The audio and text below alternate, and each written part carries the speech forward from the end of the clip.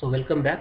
In the last class we have seen one numerical on 2 degree of freedom system. In this case, initially we have drawn the free body diagram of the masses and represented different forces on it, and then from that forces we have written the differential equation of motion, and by doing the substitution in the differential equation of motion we have obtained the frequency equation, and then we got the two natural frequencies of it.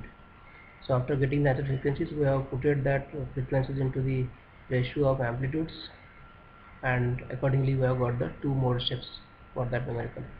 So now we are going to see the next numerical. In this case we will determine the natural frequency of the system shown in this particular figure. So what is the system given here, that you can consider there is one string here. To this string there is a mass attached, and again this string is extended here and another mass m2 is attached, and it is fixed at these two ends. The distance of this mass m1 from this end is L, and the distance of this mass m2 is also from this end is L, right end, while the distance between these two masses from each other, it is also again L, means it is equally spaced. So here asked a question like this: determine the natural frequencies of the system and also determine the ratio of amplitudes and locate the nodes for each mode of vibration. Assume that the tension T in the string remains unchanged when the masses are displaced normal to the string. So when you are going to displace it normally, means perpendicular to this, because this is the longitudinal plane. So if I displace this mass in the vertical direction like this, so the tension T is not changing, tension T will remain same. That is what is specified here. Now just you have to understand this how vibrations will occur in this particular type of system. So let us consider that suppose this x1 is the displacement of this m1. Okay, this mass m1 is displaced by distance x1, and this mass m2 is displaced by distance x2. Okay, so at this moment you will find out that this string will be having an inclination with this left end at an angle of alpha of this tensile force, and on the right hand side it is having gamma. This angle is different and this angle is different. Okay, and the distance between these two masses will be x1 minus x2, this one. Okay, now if I have to show the forces acting on this mass, okay, so I will see that how many forces are acting on this mass, and which will try to regain to its original position, means it will try to go to this equilibrium position because of which forces. So let us see here in this diagram. Now we can see the different forces acting on this particular mass m1. So since we will see that this particular mass is connected with this string on the left hand side and this string on the right hand side, okay, so this string will be having tension and this is at an angle alpha. So if I resolve this tensile force in the horizontal and vertical direction, so I can write that there is a T cos of alpha force on the left hand side and T sin of alpha in the downward direction. Okay, this one. So this force is horizontal force and this is a vertical force because of this tension. Now on the right hand side again there is a tensile force, but this magnitude of the tensile force is at an angle of beta. So its component in the horizontal direction will be T cos of beta, and vertical direction it will be T sin of beta, like this. Okay. Similarly, the case of M2 will be there.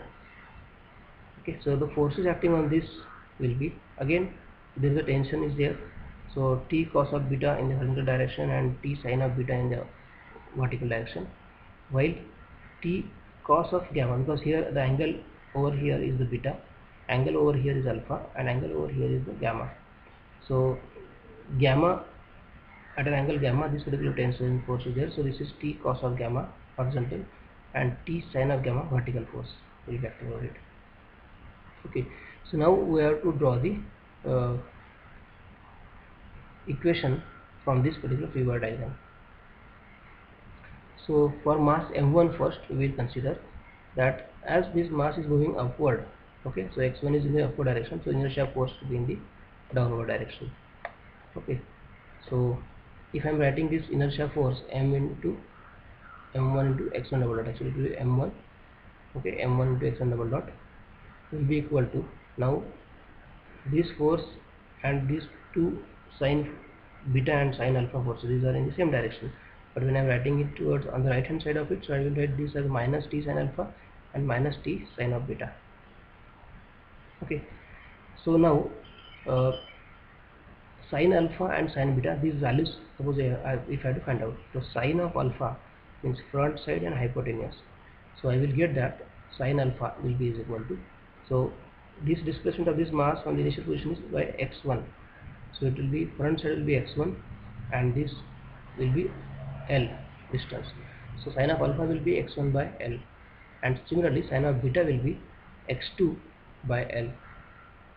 Okay, this beta will be x2 by L into bracket x1 minus x2 by L. So let us put these values of sin alpha and sin beta here.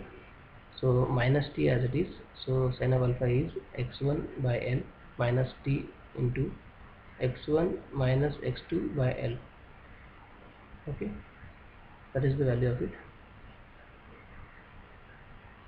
So it should be n equal to sin here in this case. That is equal to minus t into x1 by L minus t into x1 by L plus t into x2 by L. So I will be getting this equation m into x1 double dot plus 2t x1 by L is equal to t x2 by L. Similarly, I will write the equation for second mass. So for second mass, m into x2 double dot will be equal to minus t sin of gamma plus t sin of beta. So sin of gamma is x2 by L, okay, and sin of beta is x1 minus x2 by L. Actually here by mistake it was written, so this is actually for the gamma, sin of gamma will be equal to this, and this is equal to actually sin of beta. Okay, so therefore m into x2 double dot plus 2t x2 by L plus t x1 by L, this is the expression you are getting from the second mass.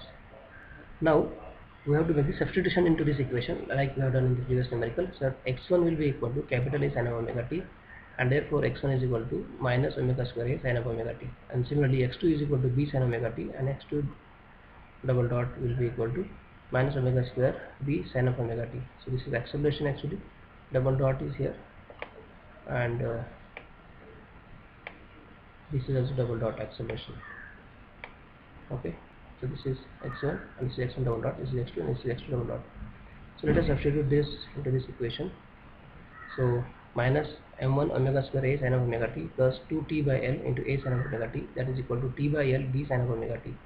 So you are removing the sin of omega t throughout from this theoretical equation. So remaining terms is A into in bracket 2t by L minus m1 omega square equal to b t by L. So now I am trying to get the ratio of A by B here. So this is just moving this term towards right hand side. So in the numerator is t by L, and in the denominator this term will be there. Now I have to do the substitution into the second equation, and there I am doing here the substitution of x2 and x2 double dot in this expression now. So in this way I will get that equation, and when I am separating this A by B ratio I am trying to get from this also, as I am getting here. So this A by B and this A by B ratio now I have to equate to get the frequency equation. So when it is equated here, so this is numerator t by L and the denominator is t by L, so it will be t square term.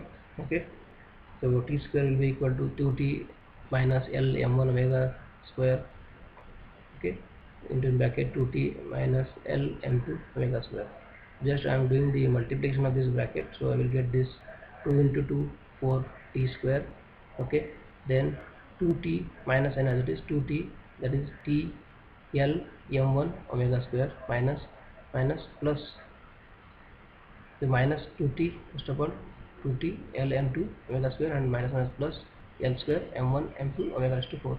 So I will write this omega raised to 4 term first. So the equation becomes like this. This is called a frequency equation. Now again in this equation I will substitute the value of omega square as sigma, and then this equation in terms of sigma will be a quadratic equation, and the roots of this equation can be obtained by using the equation of minus b plus minus min root b square minus 4ac upon twice a. So accordingly, if I identify that what is the value of a, b and c from this equation, I can put it over here and get the substitution of this also m1 and m2 as m. So this will be the roots of that equation. Now these roots I will be simplifying it, and after that I will get the value of sigma 1 is equal to nothing but omega 1 n1 square, that is t by ml, and therefore omega n1 will be under root of t by ml.